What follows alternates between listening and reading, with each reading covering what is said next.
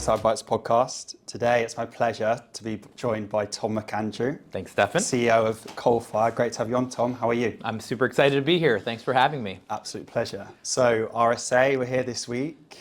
How's it going? I was telling somebody else, it's like, none of us want to come to RSA, but we all have to be at RSA, right? Right. And you want to be here and you get to reconnect with folks. I think I've got 42 meetings here that I have between Sunday and Thursday. And so it's a little bit like speed dating, a little bit connected with folks, but it's also so good, right? You get to catch up and the vibe is very different, particularly as things are coming up. So super excited to be here and see what's going on and see what some of the changes are. It's cool. Yeah. Have you had the opportunity to walk the floor yet? I have. Yeah. It's it's like every time, new products, new technologies, see what's going on out there. Some of the marketing stuff is coming back in between different promotions, so it's not as crazy as it was maybe 5 or 6 years ago. But there are a couple of interesting things that I'm like, that's a good idea. That's a good idea. I should have thought about that. Yeah. Yeah. It's interesting. It's actually my first time at RSA, so it's crazy to see all the carnage that happens down on the floor. It's good fun though. You should have been here 5 years ago. It was even crazier. I can imagine. Well, look, the way I'd love to begin the podcast, for the folks that don't know you, can you just give a brief introduction to your background and then also the problem Coalfire solves? Yeah, so quick, so I'm Tom McAndrew. I'm the CEO of Coalfire. I've been with Coalfire for 20 plus years, so taking us from a startup to global company now. So it's been a super fun ride. We bootstrapped it ourselves for a while. I've done 4 different PE investors, and so between us owning it and some investors, it's been ours. We really focus on 3 different areas. We focus on, we're probably most known for some of the compliance work that we do. So most of the major technology companies, Amazon, Microsoft, Google, Salesforce, ServiceNow, Cisco, like those big tech companies, we work with them and then their partners. We have one of the largest penetration testing teams in the world. And then we've also got a big advisory function, which is kind of the fastest area where we're fixing people, particularly on cloud engineering. And then for me, myself, I live in Seattle. I've traveled around the world, lived in a bunch of different places. I spent about 24 years in the Navy as active duty and reserve on space, unmanned systems, and cyber. And then I'm also a ship driver, so very interested in both. I spent a year in the Middle East about 2 years ago, being recalled dealing unmanned and AI integration in the Middle East, and then also as we kind of pivot in the Pacific and look at some of the stuff there. A quick one here from Oliver, one of the co-founders of Asperon Search. Our CyberBytes podcast showcases the security ecosystem's most exciting companies, but we do much more. Our talent solutions give security vendors the competitive advantage by building high-performing go-to-market and technical teams globally. If you're looking for your next role or need to hire the best talent in this competitive market, then reach out to us directly via our info@email in the show notes. Let's get back to it. So that's my side job, but my main love is Coalfire and cybersecurity. So I presume with the Middle East stuff, if you told us, you'd have to... it's fine. You're Five Eyes. It's okay. If I tell them, they'll get in trouble. But you'll see. What's nice is, as we're seeing it now on the commercial side, right? There's a big push for innovation, moving faster at speed, and so that plays very well to kind of what we're seeing. And you see this with kind of warfare, right? The whether it's drones or AI or new software or anything like that. So that's really the world that we sit in, is commercial companies that are trying to either work with government or work with highly regulated areas. So I say all these worlds used to be separate, and they're all starting to kind of come together. Makes sense. And those 42 meetings sounds like a hectic week. What are some of the topics of conversation that you're having with leaders in the space? What are they saying?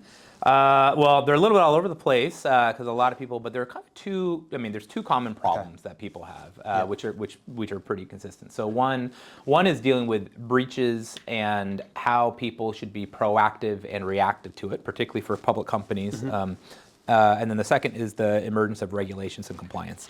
Like those are the 2 things that every board, attack surfaces are up 33% year over year.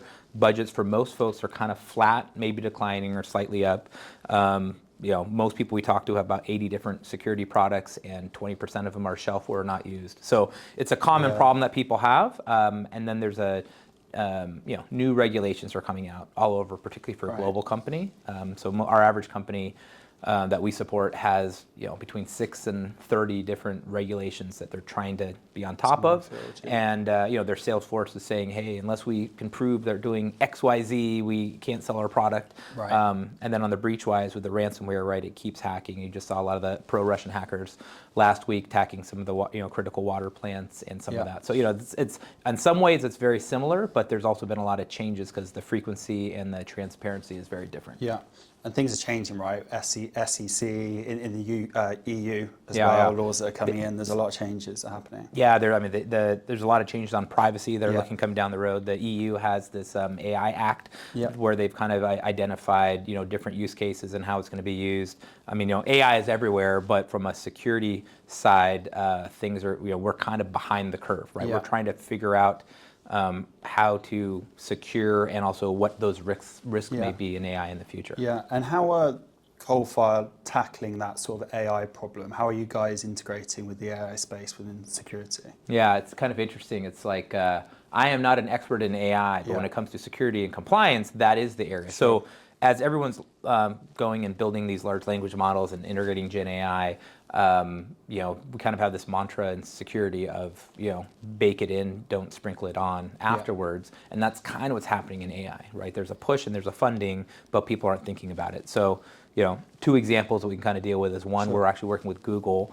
They have a Vertex AI solution that they have that we work with them, and they approached us and saying, hey, what are the, Coalfire, you guys are the leaders in kind of what's going on in the world, and how do we deal with, there's kind of 2 major global frameworks. There's an ISO 42001 or 47001 that deals with ISO or AI integration and what some of those best practices, and then NIST RMF. And so while those don't sound super sexy, if people aren't aware of those and they're building products, then they're going to be cut with products that may not work in the future.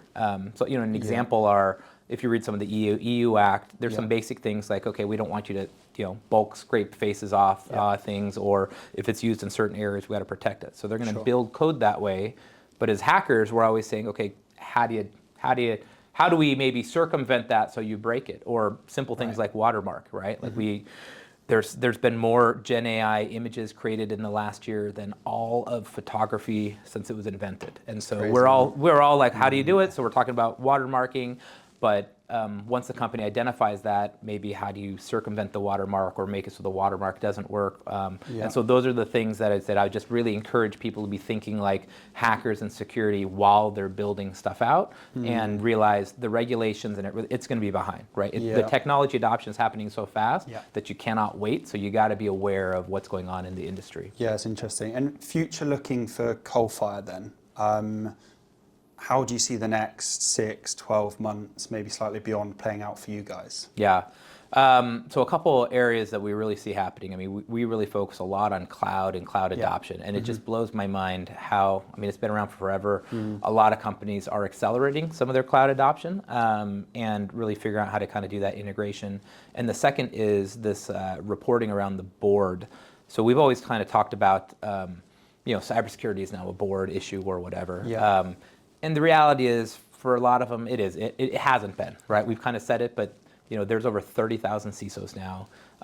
And last year, most of the companies, I think there's a survey that had about 500 companies, most of them are doing cybersecurity reporting quarterly or more frequently. Okay. And as a reporting now, there's a big requirement, and now there's a real push for transparency for boards. So last year, the Security and Exchange Commission required publicly held companies to disclose how they're dealing with cybersecurity. Right. So all companies now have in their 10K how they deal with cyber, and it's kind of a generic, we have people, we do it this way. Right. But what's happening is now, when there's an incident, people are going back and looking at that and saying, well, if you were doing it right, how did this incident happen, and were you misleading us, and should we sue you? And so that is where boards are nervous right now, right? That boards are nervous of saying, how transparent should we be?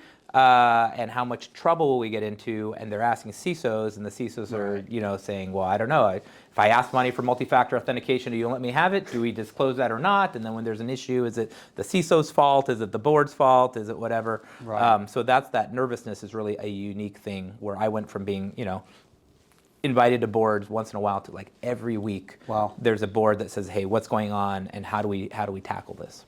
I mean, a good thing for the industry, right? But a scary thing at the same time. Yeah. SolarWinds probably is part of that and kickstarting things, but it's crazy, yeah. Yeah, I mean, we see SolarWinds and what happened with Tim Brown and and the naming of CISOs and stuff. So there's two parts. It's one, more companies want CISOs that are battle hardened, right? Yeah. Like if you're a CISO and you haven't gone through a breach, you're not going to be as much valuable as somebody else. Yeah. But also every time that breach happens, there's that scrutiny of, okay, what really happened? And we see it, right? A lot of times we're advocating for most parts. Usually the CISOs know what they need to do. They just can't get the funding, or they can't do it, or the company approves it. It just takes 2 or 3 years to kind of roll stuff out. Other times there's some major missteps from basic cyber hygiene, and that's the hardest thing to deal with. And particularly in cloud, what I say is, cloud basically just accelerates stuff. So if you do it well, it'll accelerate it well. But if you do it wrong, it will accelerate that. Yeah. And so we see whether, there's that massive migration happening right now. And you've kind of touched on a few points, but future of the industry itself, you've touched on where Coalfire are going to go. Yeah. How do you see things maybe planning out the next 6 to 12 months in your opinion? Yeah, so I think there's a couple of things. We're definitely seeing vendor consolidation, Yeah. right? So people are going from best in breed products to kind of best of suite. Yeah. Definitely simplifying procurement.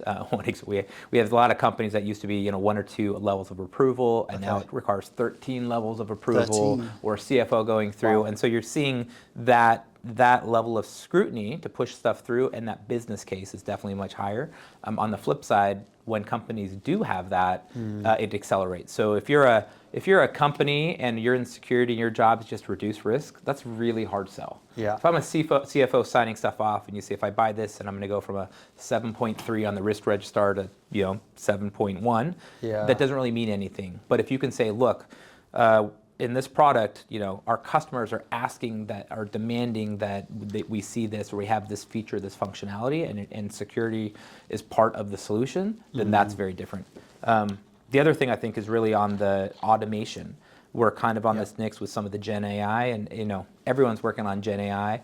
There's certain use cases where it makes a lot of sense in cyber, and other cases where it doesn't. And so those areas where it does make a lot of sense, like us, like we've got, we do over 11,000 pen tests. We have a lot of data there, right? We have a lot of best practices in there. I can get research and we can pull it up, but it's going to be a whole lot easier to say, hey, when I run into XY vulnerability, what are the best practices? How do you fix? So certain use cases make a lot of sense. You're like, of course, there'll be Gen AI. Others are like, no, I don't think, we'll still need the man in the loop or the woman in the loop, and we'll still have to kind of deal with that. So. Yeah, it's going to be interesting, isn't it? Yeah. AI it's such a buzz. No one's an expert, really. It's still so new. Yeah, I think last year everyone was talking about AI. This year everyone's doing it, but it hasn't replaced anything, right? So everyone's doing it, and they still have everything. So I think, a year from now, what you'll see is there will be certain roles and functions that really are not needed at scale, and other ones that will become more important. And you're seeing that, right? You see that in jobs where some are going away. So that's the one area that, particularly in the cybersecurity world, to be making sure that you're really tracking these trends, so you don't get left in the legacy. And on the flip side, if you can get ahead of it, there's a great time to accelerate your career. Yeah, awesome. And what's next for Coalfire then? You've discussed future trends, but in terms of from a business commercial standpoint, are you looking to grow? Is there a certain business or geographical areas that you're looking to expand in, given certain trends? Yeah. Any insight you can share of what that looks like? Yeah, thanks, Steph. So I hope we grow. We've grown for 20 years since I've been here, so I want to make sure we keep that trend growing. But I think a couple ones. I mean, we're really focused on a couple of things. One is on the enterprise space. I mean, everywhere from manufacturing to healthcare to pharmaceutical, they all have similar challenges that we see now. So you're starting to see this regulations around NIST and ISO and some of these standards, and pen testing and best practices around that.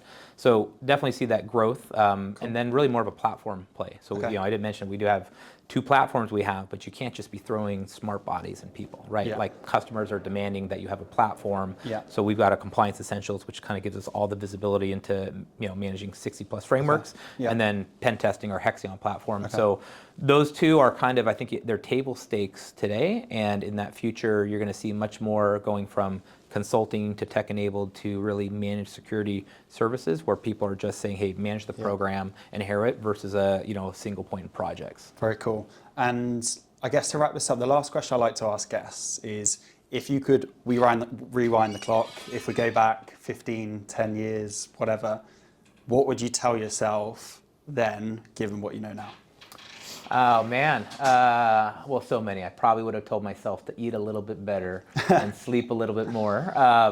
But other than that, from a business side, I mean, I've really said this. I've said great leaders are great simplifiers, and the power of focusing on 2 or 3 things is so much better. And so, particularly as entrepreneurs, and I mean, you've always got 20 different things going on. You know, I got to make sure payroll happens in the company or people are upset, but there's 2 or 3 things that are super important in the company that only I can drive.